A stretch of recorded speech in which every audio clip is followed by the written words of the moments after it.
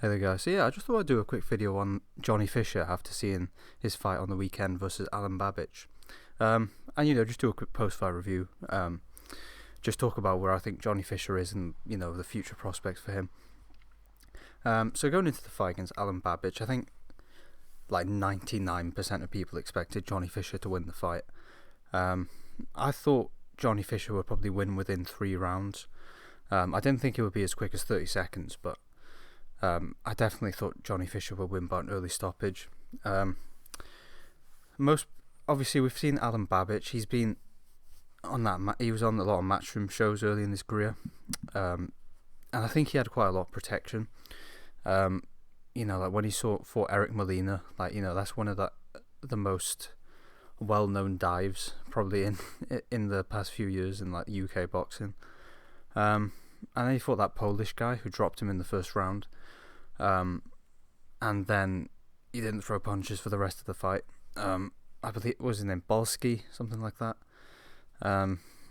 He showed that he could drop him, and he didn't really do anything else for the rest of the fight. I think Matchroom, after they gave him this protection, and they gave him guys who either weren't good enough or weren't coming to win. They sort of sold him out. I think, he had that Bridgerweight title fight against Brzezinski. I think Boxer actually did a co-promotion with Brzezinski's promoters. I don't think Matchroom ran the show on that one. But I mean, you saw what happened to Babic. He got stopped in the first round, against Brzezinski, who's almost 40. And he was inactive, and I mean, you've seen his level.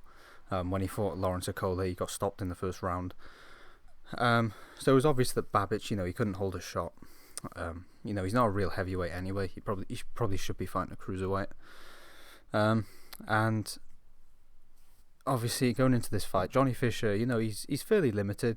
If you watch Johnny Fisher, you're not going to be saying, yeah, this guy's going to be like the next great heavyweight or anything. But if there is a couple of things he's got going for him, he's a lot bigger than Alen Babic, and he can really punch as well. So I think, I think this was like a very good opponent to bring in. Alen Babic is someone who he has a bit of name value. I mean, this was seen as a step up. Whether it actually was or not, I mean, is Alen Babic really that much better than someone like Harry Armstrong? Harry Armstrong was able to do a lot better against Johnny Fisher. But I mean, it was definitely a fight I expected Johnny Fisher to come through, and he did. But I didn't think he'd get the job done as quickly as he would. So a lot of the talk has been about where Johnny Fisher goes next in his career. I definitely think he needs a couple more development fights at this stage of his career. He's someone who barely had any amateur background at all. He's just sort of learning on the job, as Tony Bellew says. And he definitely needs a lot more. Get the rounds in the bank against guys who, they're coming to win. They'll give him a decent test. Maybe he should fight like a Christian Hammer next. I think that would be a good opponent. He needs someone who's tough and durable and who will, give him rounds, because his last 2 fights, I believe, have gone, 1 round against overmatched opponents. I don't think they should be rushing Johnny Fisher into like these big domestic fights at this stage of his career. I think guys like Fabio Wardley, I think, Fraser Clark, probably Moses Atalma, I'd probably say all those guys have a bit too much for Johnny Fisher at this stage of his career. I think all the 3 of them will probably beat him at this stage. If you talk about someone like David Adelaide, even he has got a lot of his advantages. He's got, a lot more pedigree. He had a lot more amateur fights. He's someone who is a lot more refined in his technique. Johnny Fisher's a bit of a swinger at times. His punching technique's not the best. Adelaide is someone who has a bit better defense. He has a decent guard. Even though he's quite limited himself, I think, a couple more fights for Johnny Fisher, development fights, and then I think he could probably beat someone like David Adelaide. But I don't think Johnny Fisher is going to be like this world-class heavyweight prospect, as Eddie Hearn has been saying, trying to drum up the publicity. You look at some of the guys who are going to be at the top when Johnny Fisher is going, for titles and whatnot. I mean, you're going to have guys like probably Jalilov, Daniel Dubois. You'll probably have someone like Jared Anderson. You'll have some older guys probably still about, like Martin Bacole.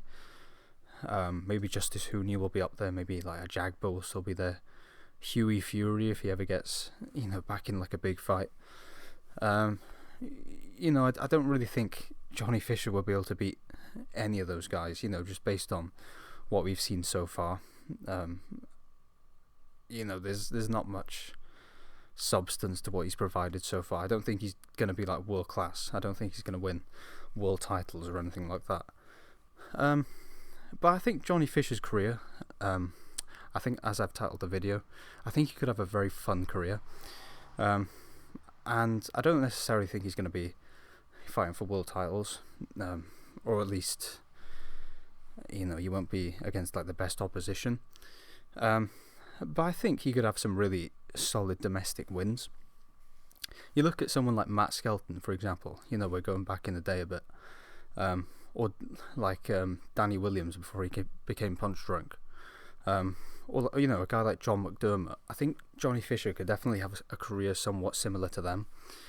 I think he could try to clear up domestically. I think he could have fights for the British title. I think he could, maybe someone like Nathan Gorman would be a good opponent next, or maybe someone like Dave Allen. I think at this stage he probably beat both of those guys.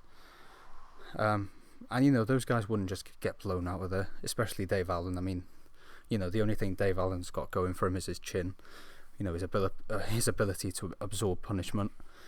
I think those two would be good opponents for Johnny Fisher going forward, as well as Christian Hammer. But I think as long as they don't protect Johnny Fisher, like really protect him, really try to protect that O, a couple of losses doesn't really hurt a fighter's career. In boxing, obviously there's that culture of like the Floyd Mayweather protect your zero on your record. But some of the most popular fighters in Britain especially have a couple of losses. You look at guys like Josh Warrington. He's fought guys like Lee Wood. He's lost to guys like Lopez, Mauricio Lara. But he's still someone who sells a hell of a lot of tickets. You look at someone like Lewis Ritson. Same situation. He's definitely not anywhere near world level. And he sells a hell of a lot of tickets. And just general guys like that, just ticket sellers. Same as Nathan Heaney, someone who's not anywhere near world level. He's just like a British level middleweight. But he sells out huge crowds. He can bring thousands of people from Stoke up to Manchester when he fights there. If Johnny Fisher picks up a couple of losses, his popularity isn't just going to dwindle like that. So I don't think there's any real need to protect him like someone else, like they would protect like some top American like hype job. I think a couple of losses wouldn't really hurt his career that much. After he's had his development. But if they provide him the platform just to have a career like those guys like Matt Skelton had and Danny Williams and whatnot, I think he would probably pick up some wins and probably pick up some losses on domestic level. As I mentioned, I think he'll beat guys like Dave Allen, Nathan Gorman. He could probably beat David Adeleye after a couple more fights. Whether he could beat guys like Wardley. Fabio Wardley has shown, stamina issues. He's shown that his defense isn't very good. But he has got certain attributes. He hits quite hard. He's quite fast. I think that would be a tough fight, but it's one Johnny Fisher could probably win. Fraser Clark, I think, would be a tricky fight just because of, he's quite skillful. He's got a good amateur background. I don't think Johnny Fisher would ever be able to beat someone like Daniel Dubois. I just think Daniel Dubois is just a bit too high level for him. But I could definitely see Johnny Fisher like winning the European title. If you felt someone like that guy Granit Xhalla from Germany who fought for the European title like a couple of months ago, I don't see any reason why Johnny Fisher won't be able to beat someone like that. I think if he does go on that path like Matt Skelton, he might sneak a title shot here and there.